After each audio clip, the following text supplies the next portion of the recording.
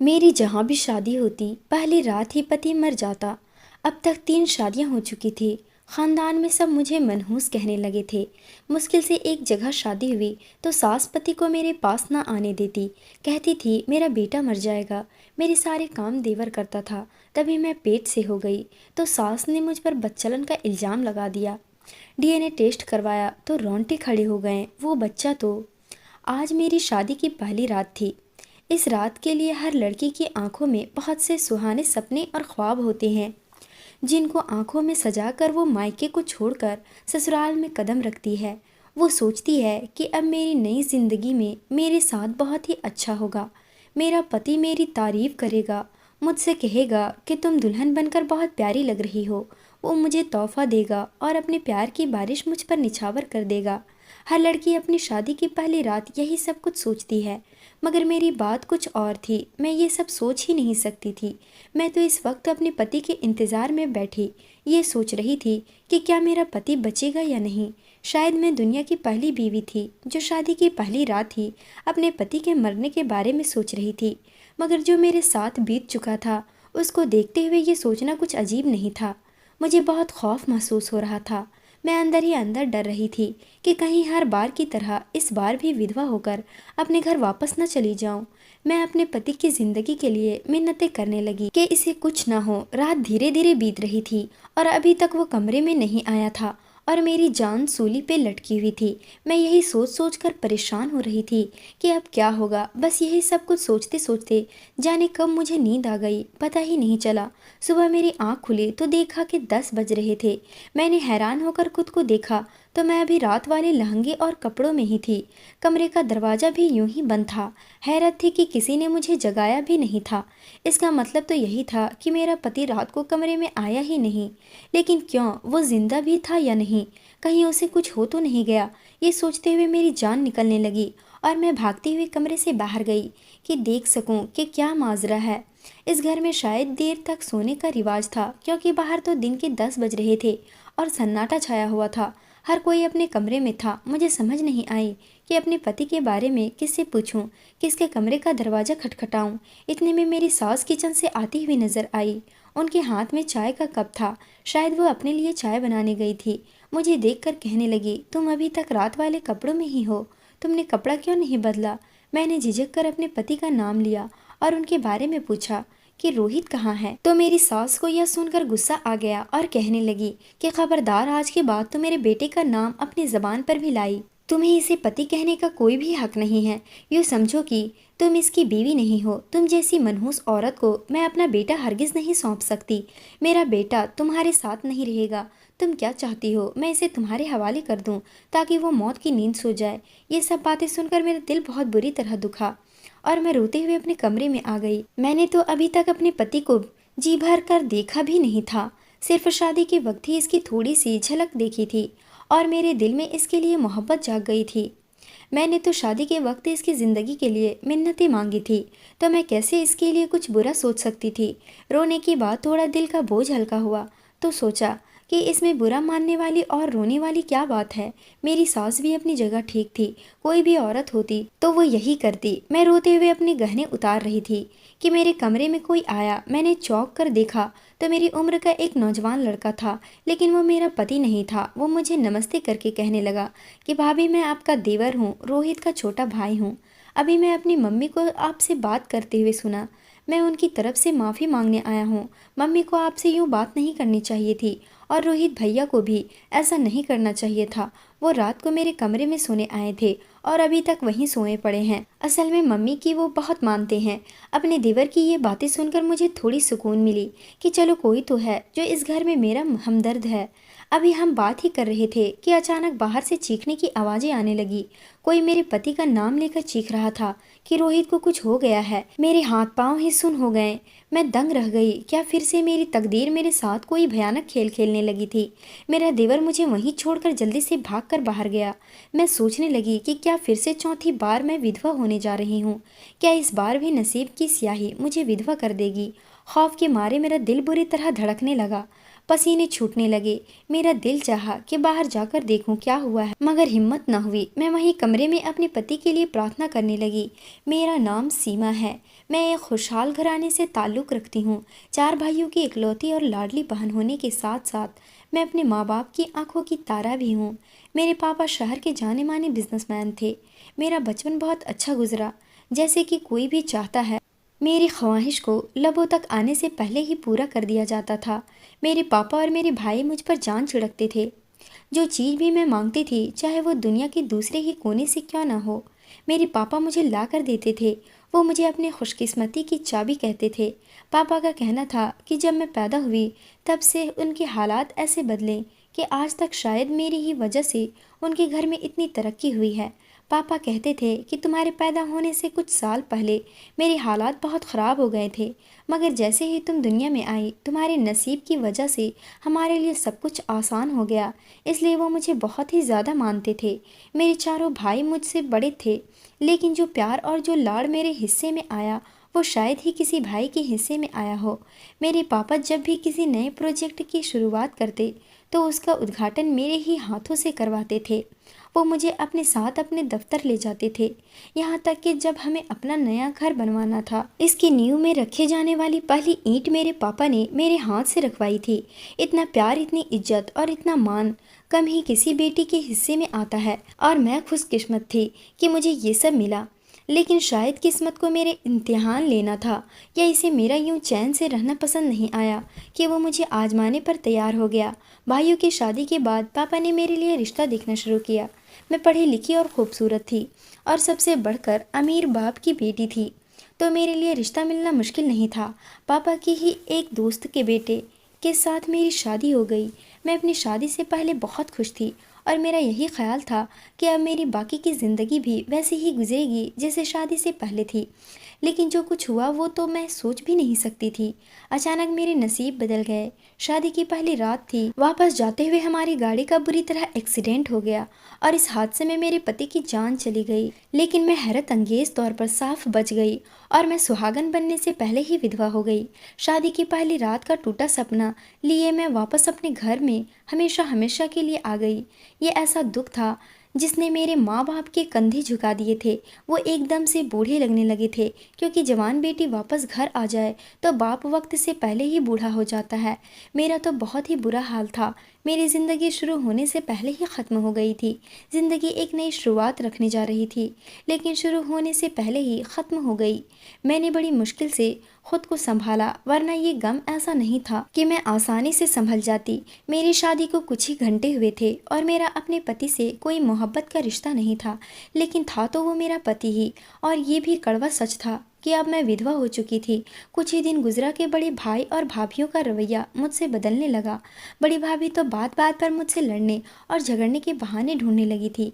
फिर वही हुआ जो वो चाहती थी, वो बड़े भाई को लेकर अलग हो गई। इसकी देखा देखी छोटी भाभी के भी पर निकलने लगे, और वो भी ऐसा ही चाहने लगी कि वो भी एक अलग घर की मालकिन हो। शायद इन दोनों को बर्दाश्त नहीं होता था कि इनके पति यानी मेरे भाई हर वक्त मुझे दिलासा देने में लगे रहते थे। पापा ने फसाद से बचने की खातिर सब भाइयों को अलग अलग कर दिया, ताकि कल को इनमें फूट ना पड़े। मैं अपने माँ बाप के साथ अलग हो गई। मेरे भाई मेरे पास आते थे और मेरा हालचाल पूछते थे, और यह बात कि मैं विधवा रहूं भाइयों को पसंद नहीं आती थी। आखिर पापा ने 1 साल के बाद मेरी दूसरी शादी का फैसला किया। इस बार भी पापा ने अपने जैसे लोगों में मेरा रिश्ता तय किया था। इन लोगों को मेरे पहले शादी के बारे में मालूम था, मगर इन्हें कोई ऐतराज नहीं था। एक बार फिर से मैं दुल्हन बनी और आंखों में ख्वाब सजाए अपने मायके से ससुराल गई। लेकिन मैं क्या जानती थी कि अब मेरे नसीब में अभागी लिख दी गई है, क्योंकि मेरा दूसरा पति भी शादी की पहली रात ही मर गया। वो मेरे कमरे में आने से पहले ही अपनी जान की बाजी हार गया था। मालूम हुआ कि शायद इसे दिल का दौरा पड़ा है, इसलिए वो इस दुनिया को छोड़कर चला गया है। मैं दूसरी बार विधवा हुई तो लोगों की ज़ुबानें खुल गई कि मुझे मनहूस कहने लगे और मुझसे पीछा छुड़वाने लगे। यहाँ तक कि मेरे अपने ख़ानदान के लोगों ने मेरा दिल बहुत ही ज़्यादा दुखाया। वो समझते थे कि शायद ये मेरी ही बदकिस्मती है जो मैं अपने पति को रास नहीं आती और वो शादी की पहली रात ही मर जाते हैं, जबकि इसमें मेरा क्या कसूर था।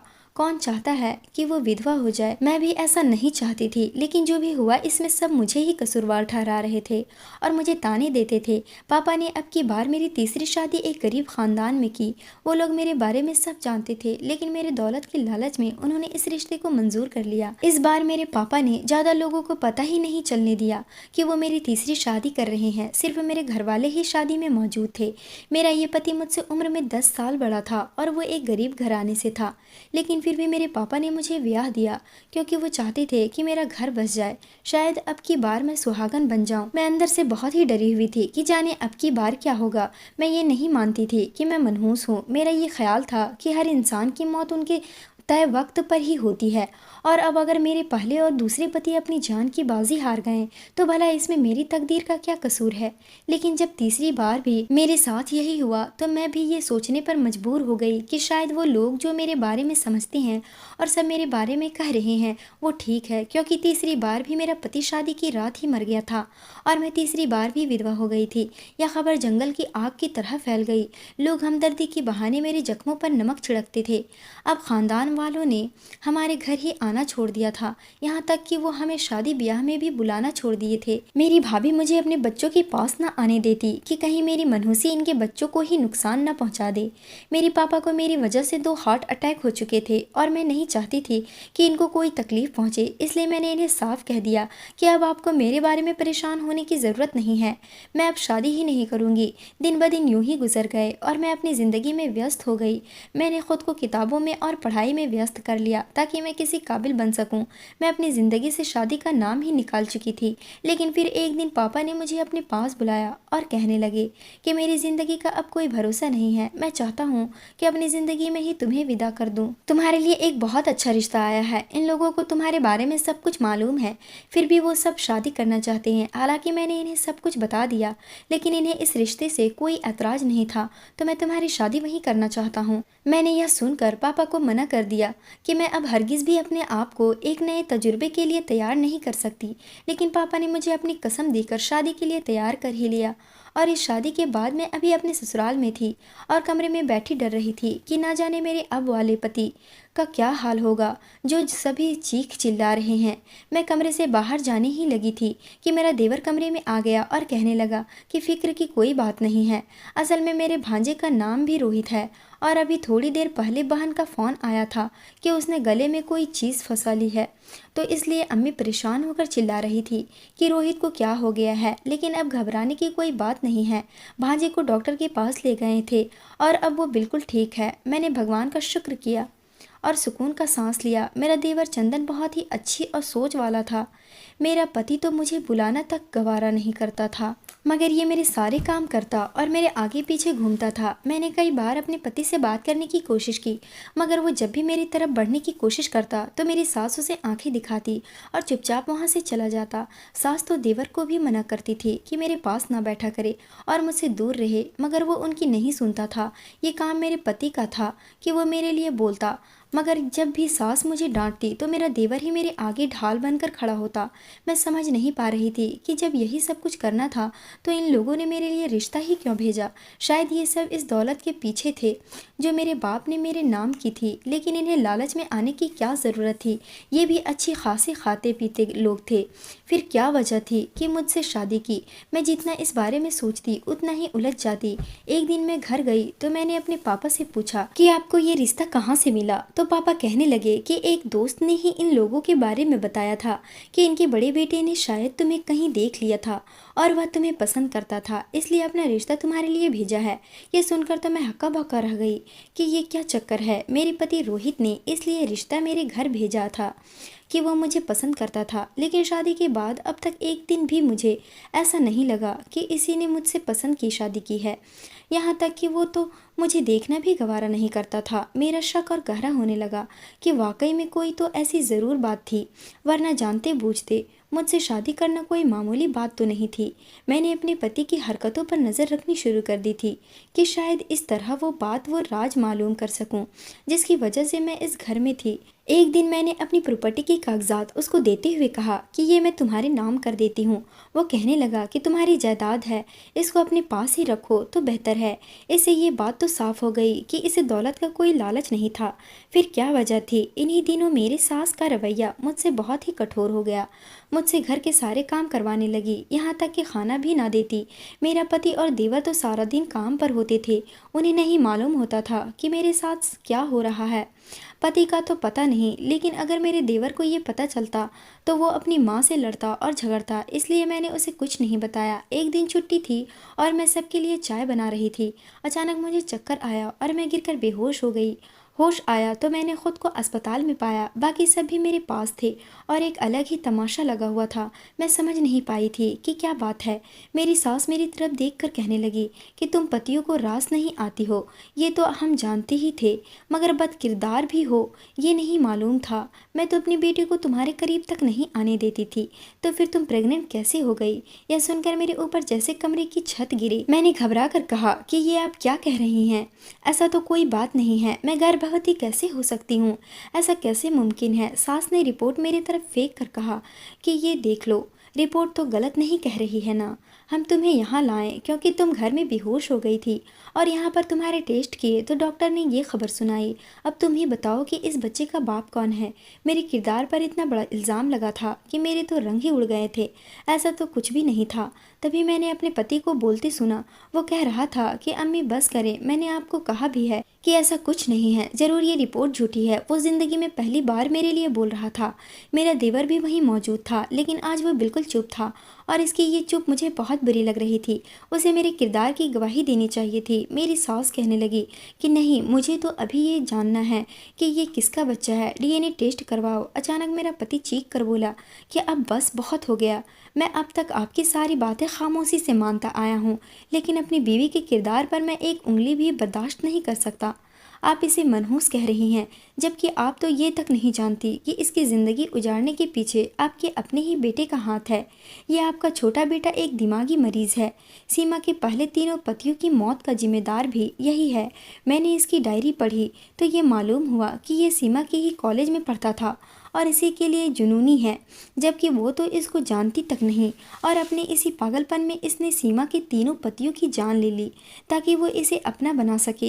ये सब मैंने इसकी डायरी में कुछ साल पहले पढ़ा और मैं पढ़कर यकीन नहीं कर पाया कि यह इस हद तक पागल हो चुका है। इसमें इतनी हिम्मत होती नहीं थी कि सीमा से जाकर अपनी मोहब्बत का इजहार करता, उल्टा इसकी ज़िंदगी बर्बाद कर दी। इसकी डायरी पढ़कर मैंने सीमा से शादी करने का फ़ैसला किया, क्योंकि मैं जानता था कि ये मुझे तो मारेगा नहीं, क्योंकि इसका भाई था। मैं सीमा की ज़िंदगी बर्बाद होने से बचाना चाहता था, इसलिए इससे शादी की। मैं जानता था कि ये कुछ ना कुछ ऐसी हरकत ज़रूर करेगा जिससे मेरा घर उजड़ जाता, और इसने यही किया। आपको भड़काया कि आप मुझे इसके करीब ना जाने दें और ख़ुद आपको सीमा के ख़िलाफ़ करता रहा। मुझे यकीन है कि ये रिपोर्ट भी इसी ने बनवाई होगी ताकि मैं गुस्से में आकर अपनी बीवी को बदकिरदार कह दूं और उसे तलाक दे दूं। इसने अपना इमेज सीमा की नज़रों में पहले ही अच्छा बना लिया था, तो ये बाद में इसे अपनी ज़िंदगी में शामिल कर लेता। ये सब सुनकर हमने देवर की तरफ देखा, जिसके होश हवास खो गए थे। वो चीखते हुए कहने लगा कि हाँ, मैंने ही ये सब किया है। मैं सीमा को कॉलेज के ज़माने से चाहता हूँ, मगर इसे कभी ये कहने की हिम्मत नहीं कर पाया। फिर मुझे इसकी शादी का पता चला तो मैं ये बर्दाश्त नहीं कर पाया कि इसे किसी का होने दूं। इसलिए जब भी इसकी शादी होती तो मैं इसके पति को इसके कमरे तक पहुंचने से पहले ही मार देता था। मगर आप मेरे भाई थे, इसलिए आप बच गए। चले, अब तो आपको सब पता चल ही गया है ना। जल्दी से सीमा को तलाक दें, वरना मैं अब की बार आपका लिहाज भी नहीं करूँगा। इस वक्त वो बिल्कुल जुनूनी और पागल लग रहा था। मेरा पति कहने लगा कि मैं अब तक तुम्हें भाई समझकर जेल भिजवाने की हिम्मत नहीं कर सका, मगर तुम एक साइको मरीज हो गए हो और तुम्हारा दिमाग दुरुस्त करने का यही हल है कि तुम्हें तुम्हारी गलतियों की सज़ा मिले। मेरे पति ने पुलिस को फ़ोन कर दिया और अपने भाई को उनके हवाले कर दिया। इस सब से निपटने के बाद मुझसे कहने लगा कि मुझे माफ़ कर दो, इतने दिन तक मैंने अपना कर्तव्य नहीं निभाया। मैं बस यही चाहता था कि किसी तरह अपने भाई को इस घर से दूर भेज दूं, ताकि हम दोनों अपनी ज़िंदगी सुकून से शुरू कर सकें। इसलिए मैं इतने दिन खामोश रहा। मैंने अपने पति को माफ़ कर दिया, मेरे देवर को मेंटल अस्पताल में दाखिल कर दिया गया क्योंकि उसकी दिमागी हालात बहुत ही ख़राब हो गई थी।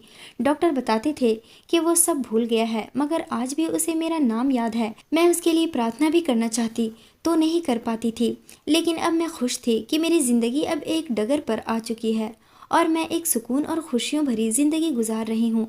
आखिरकार मेरे नसीब फिर से रोशन हो ही गए।